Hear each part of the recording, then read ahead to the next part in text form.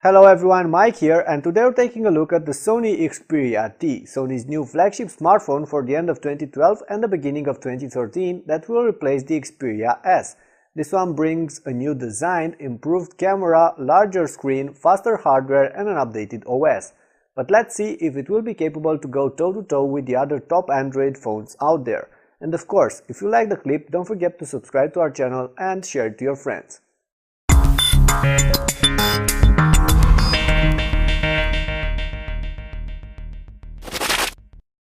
Alright, we're going to start by having a look at the Xperia T. This is definitely not an ugly phone. In fact, Sony put a lot of effort into creating a smartphone that will stand out from the crowd, and their new flagship has a distinct design with a slightly curved rear. The overall shape makes the phone a bit more interesting and also quite comfortable to hold in hand. The soft matte plastic finishing used for the rear also helps with the grip and won't scratch easily, but some might consider it a bit cheap. I for one did not. On the front there's a sheet of glass covering the 4.7-inch display, flanked by some inclined glossy plastic edges. Notice that Sony dropped the dedicated Android buttons, and those are now part of the UI, occupying the lower part of the screen. There's an Xperia logo below the screen, while on top you'll find the speaker, the front-facing HD camera, some sensors and the useful notification LED, which however is tiny and difficult to spot unless you're using the phone in a dark room or at night. The Xperia T is not a compact handset, but has a slightly smaller footprint than most of its competitors that sport a big screen, while being a tad thicker. It's also a bit heavier, weighing close to 140 grams.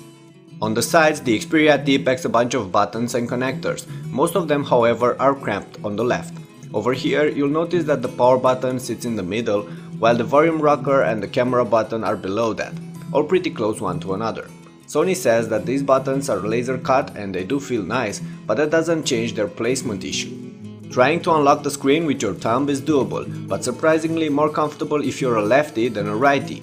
Easily adjusting the volume while using the phone is not though, no matter the camp you're in. Not to mention that you'll have a hard time picking one from the other blindly with the phone in your pocket.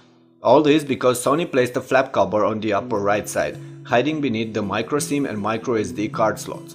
And speaking about that, it doesn't feel as carefully manufactured as the rest of the handset, as it seems like it just won't fit perfectly in place once you open it once. Besides this, on top there's a headphone jack, while on the left you'll find a micro USB port. As for the plastic rear side, you'll notice that it's not removable, so you won't be able to easily access the battery or replace it if needed.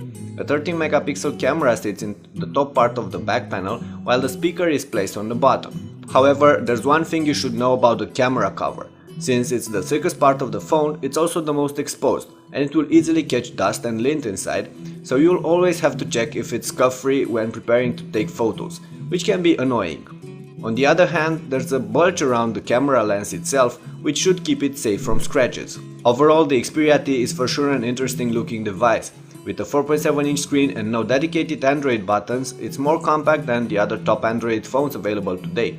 But the extra weight and the fatter body makes me feel like I'm holding a much larger device. I already mentioned that there's a 4.7-inch screen on the Xperia T, slightly smaller than the ones on the HTC One X or the Samsung Galaxy S3, and in fact that makes it easier to cover with your thumb, although the average hand-sized person might still struggle a bit with that. The display itself is awesome, as we expected from a Sony flagship. It's a Bravia Power 720p LCD panel, which translates in around 320 ppi pixel density. The contrast is good for an LCD. The colors are natural and vibrant as well, as long as you're watching the screen head-on. Otherwise, the narrow viewing angles will show the limitation of an LCD panel. But at least you don't get any of those pesky color distortions noticeable on AMOLED screens. Win some, lose some. As I mentioned before, the on-screen Android buttons are part of the display itself, which eats some of the landscape but also means that they will rotate with the action, fade when not being used, and overall react smooth and fast to your commands, which is something I appreciated. Sadly, there's only Android 4.0 ice cream sandwich on the Xperia T, so no Project Butter or any of the smoothness brought by Jelly Bean. Not yet at least, but that's not really a massive issue, as the UI is smooth and mostly snappy and consistent. However, the Xperia T packs a heavily customized Android, so it looks like Sony has its own touch for all the important Android features and apps, plus a bunch of their own. We'll start with the 5 customizable home screens, which can now rotate when using the phone in landscape mode. There's a row of dock tabs on the bottom and those are visible on all of the screens. Sony implemented this mode called Overview that quickly helps you find something on any of the home screen, and you can pinch to see all of the active widgets, but I would have appreciated if they left me alter the number of those screens, as you're stuck with 5, no more, no less. Sony also added a bunch of their own widgets that you can pin to the home screens, although I feel like many of you might just leave those untapped as they might seem confusing. There are, however, a bunch of useful apps and tweaks. For instance, there's this thing called Facebook inside Xperia that quickly integrates your Facebook account with the contacts and the galleries on your phone. Then you get the new Walkman app and the widget that lets you control your media without having to unlock the screen.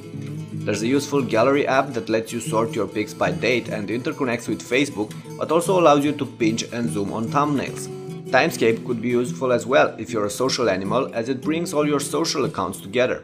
And if you happen to have plenty of Bravia devices around your house, you'll probably appreciate the media controller that lets you use the phone as a remote control. Besides those, the notification area was tweaked, adding a bunch of extra toggles for main functions and connectivity options. And there's a new multitasking panel as well that lets you scroll between running apps like with all ICS multitasking screens, but also allows you to easily launch a calendar, a memo, or others. All these are called small notes, and more should be added later on the Play Store. Speaking of that, with Sony phones you get access to their own store, where you'll be able to find a bunch of custom Sony apps, but also plenty of content from games to music, videos and books. But unless you're already a Sony user, this might feel like another ecosystem trying to grab your credit card. All in all, there are plenty of things to like about the Sony Xperia T UI, but also things that need more tweaking. The experience is overall consistent once you understand what each particular app and widget should do, but a new Xperia user could be overwhelmed by all the changes, tweaks and custom apps. Like I said above, the Xperia T is a solid everyday performer. The UI is fairly smooth and there's little of that lag we encounter on Android smartphones in the past. The powerful hardware inside sure helps here. There's a Qualcomm Snapdragon S4 dual-core processor on the Xperia T, clocked at 1.5 GHz, Adreno 225 GPU and 1 GB of RAM, plus 16 GB of storage space. I also ran a couple of synthetic benchmarks and the scores I got are good, putting Sony's flagship on par with the other top Android smartphones of the moment. All in all, the dual-core crate config flies and can match or even surpass the quad-core rivals on most heads, although it trails them in browsing and graphics tests. But the results should also improve when Sony decides to update the Xperia T to Android Jelly Bean. The Xperia T also dealt well with the basic phone task, making and receiving calls. I did not encounter any problems with the signal strength or dropped calls, so nothing to complain here. Video calls worked fine as well. Of course, the top smartphone also acts as a multimedia powerhouse, and as a Sony device, the Xperia T also connects with Sony's multimedia services, whether we're talking video, music or others. Music and Video Unlimited allow you to easily access your content, but so does Google's or Amazon's service.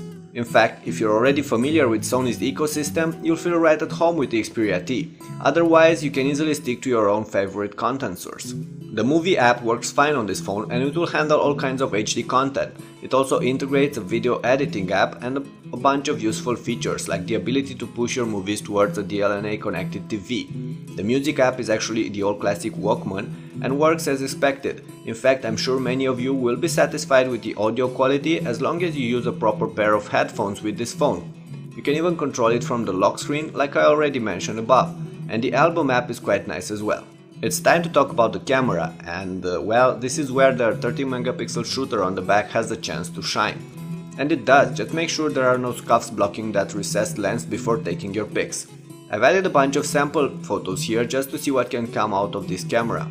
The macros are fine, the shooter can take panoramas and even does a decent job in low light, although the results will get quite grainy in this case. Still, there's one thing to have in mind, the camera tends to overexpose the stills in bright light. Luckily, this can be easily rectified as the Xperia T not only comes with a nice camera, but also a carefully designed interface with plenty of options. You can select between several different capture modes, adjust exposure, white balance, the focus points, and even customize the interface you're getting when using the camera. There's also a dedicated camera button on the left side of the phone and it will launch the camera and take a pic in a second or so. The button feels right and it's stiff enough so it won't get accidentally pressed in your pocket, but sensitive enough to be comfortable when used. The Xperia T can also shoot 1080p 30 frames per second videos and the results are alright, although the overexposure is visible here as well. Luckily, you're able to adjust the exposure for videos too, so as long as you get familiar with the options, the results should be alright. There's a sealed 1850 mAh battery inside the Sony Xperia T, which is rather small. Luckily, the S4 platform is quite efficient and the results are not that bad, although when compared to the other heavyweight Android phones, the Xperia T falls a bit short here. You get around 8 hours of 3G talk, around 6 for browsing over 3G and video watching, and a lot more for listening to music. Still, with medium to heavy use, the Xperia T will barely be able to last through the day. Thus, if you're after the Xperia T, you should probably save some duff for an external battery as well. All in all, while there's nothing groundbreaking about the Xperia T, Sony managed to put together a solid smartphone here. Yes, it might fall short in front of the big Androids here and there, but it's also going to be cheaper than those. And it's not like there are any major gripes with the Xperia T. Yes, a bigger battery was needed, especially since the phone is heavier than its competitors, and yes, the screen has rather poor viewing angles, the UI is a bit cluttered and confusing for a new Xperia user, and Jelly Bean by default would have been nice. But besides those, the Xperia T pretty much shines. The screen pops excellent colors, the body is sturdy and beautiful, the UI is fairly smooth, the hardware is fast, the camera is excellent, and there are plenty of ports around the sides. Oh, and I should mention that some of the guys around the office didn't quite like the overall shape of the phone and how it feels in hand, but I for one enjoyed it and will take that matte finishing on the Xperia T over the glossy coating on the Samsungs every day. So is this Sony Xperia T better than its competitors? Well, that's up to each one of you to decide, but I for one feel that this is a worthy flagship phone and should at least be considered when shopping for a top handset this year. With that in mind, it's time to end this clip. As always, I do hope you enjoyed it and I'll ask you all to share it to your friends if you did and subscribe to my channel for more videos like this one. And I'll leave you with a question. If you have to name one thing that you love about the Sony Xperia T, what would it be? Please leave your replies below, I'm looking forward to reading them and I'll see you all soon.